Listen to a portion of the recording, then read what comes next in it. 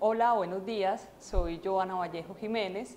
Soy abogada de la Institución Universitaria de Envigado, especialista en Derecho Penal de la Universidad de AFIT y doctora en Derecho por la Universidad de León, España. Actualmente me desempeño como docente investigadora de tiempo completo en la Escuela de Posgrados de la Universidad Autónoma Latinoamericana, un aula Medellín, específicamente en la maestría en Derecho Procesal Penal y Teoría del Delito.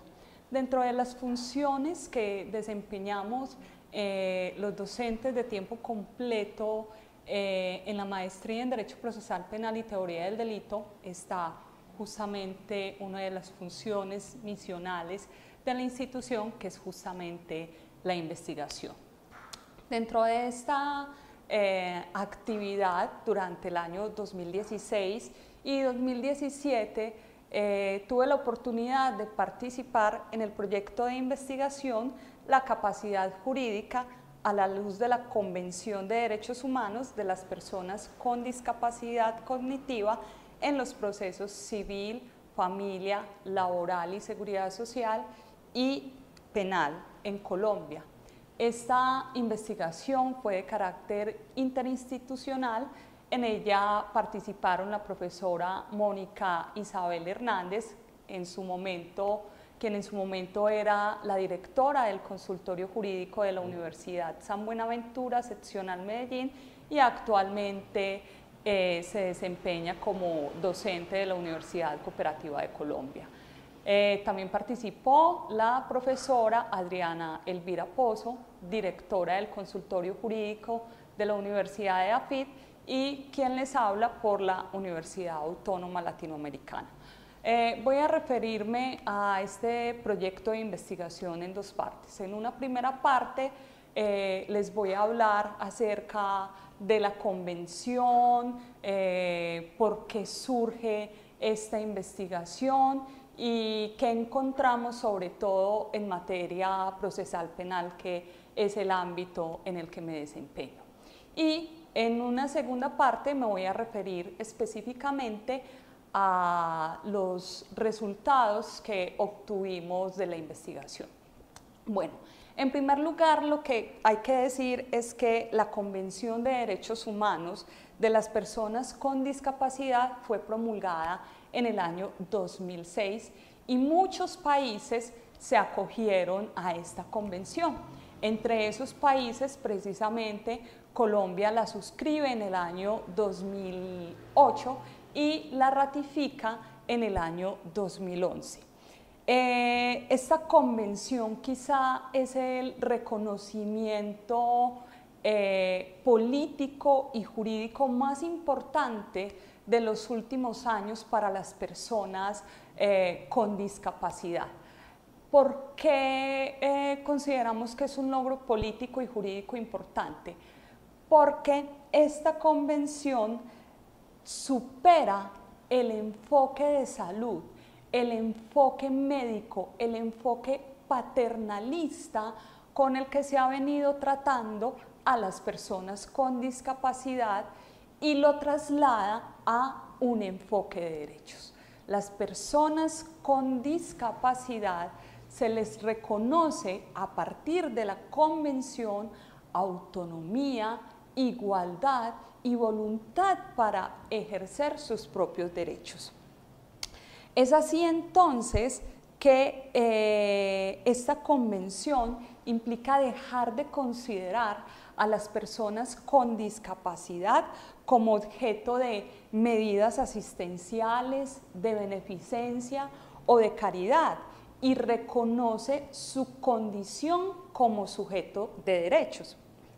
Por lo anterior, el problema abordado en esta investigación planteó la necesidad de establecer desde un punto de vista jurídico y académico la siguiente pregunta de investigación, y es: ¿cómo garantizar la concreción del reconocimiento de la capacidad jurídica de las personas con discapacidad cognitiva o mental en el proceso civil, familia, laboral y seguridad social y penal?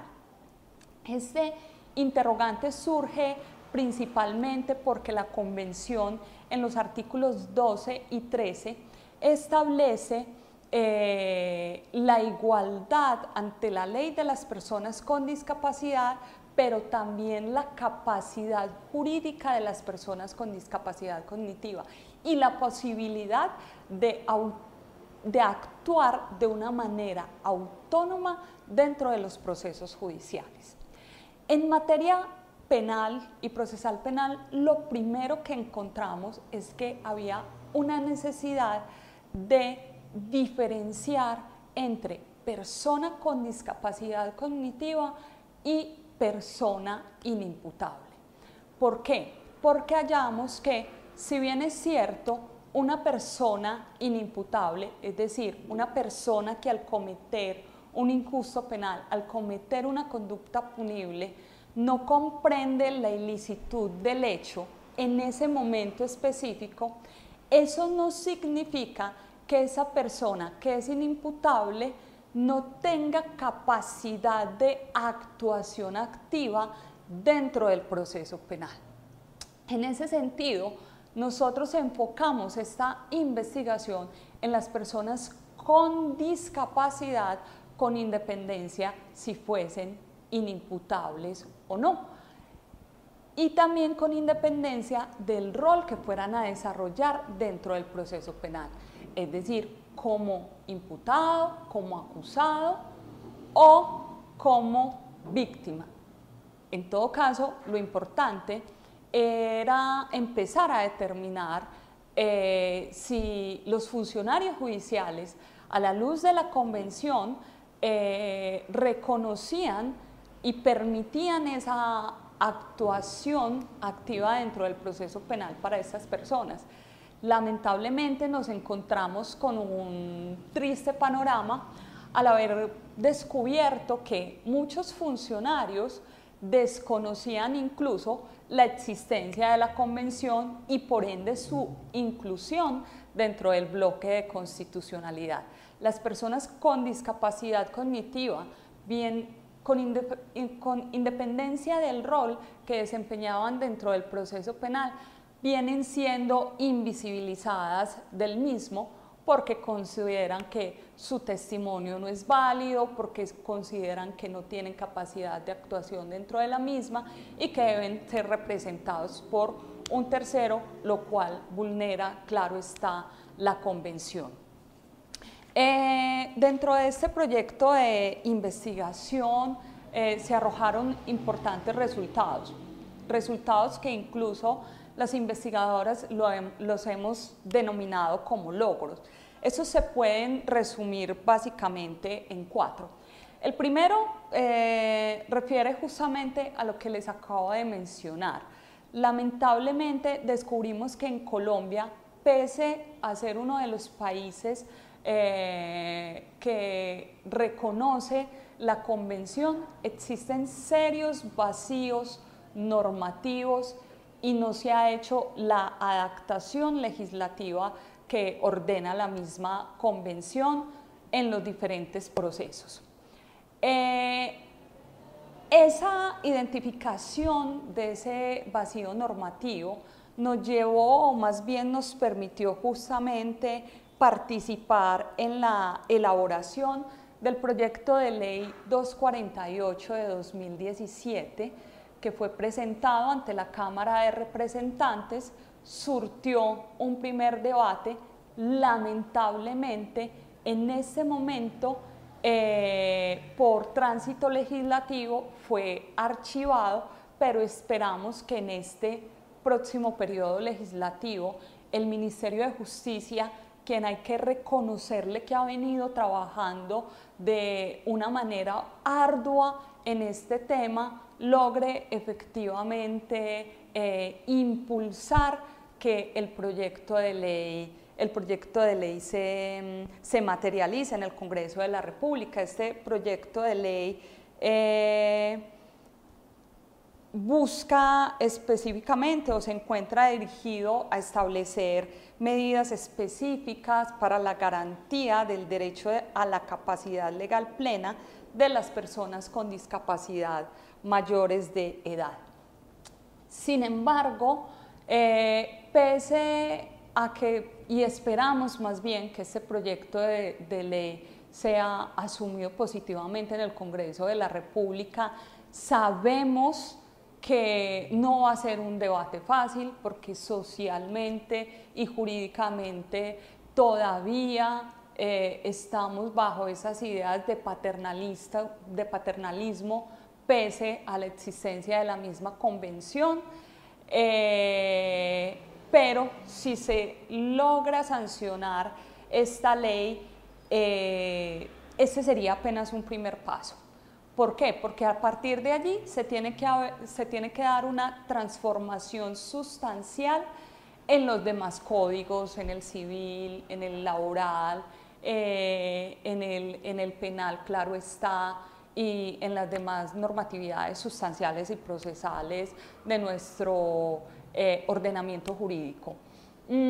Pero adicionalmente es necesario que nuestros funcionarios judiciales, que incluso toda la sociedad comience a aceptar que las personas con discapacidad son personas que tienen absolutamente los mismos derechos que las demás personas, pero sobre todo que tienen la posibilidad de ejercer estos derechos. Es por eso que también resultó importante dentro de este proyecto de investigación que a partir de una sugerencia que le dimos al Ministerio de Justicia, el Ministerio de Justicia comenzó a hacer una publicidad en los medios de comunicación para intentar hacer una socialización de la convención y una concientización en la comunidad en general con relación a lo establecido en la misma.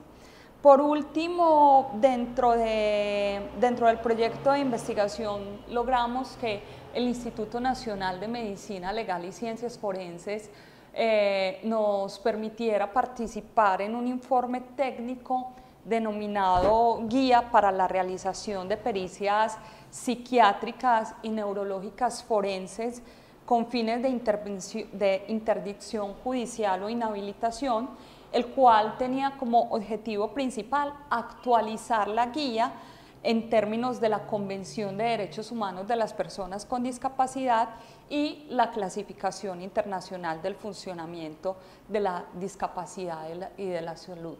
Si bien es cierto, como dije anteriormente, el proyecto arrojó importantes resultados y en este momento formalmente el proyecto ya se encuentra cerrado, las investigadoras consideramos que sustancialmente no lo está y que debemos asumir una postura de seguir dando a conocer los hallazgos de la investigación, seguir impulsando este tema acompañados del Ministerio de Justicia y de los diferentes consultorios jurídicos.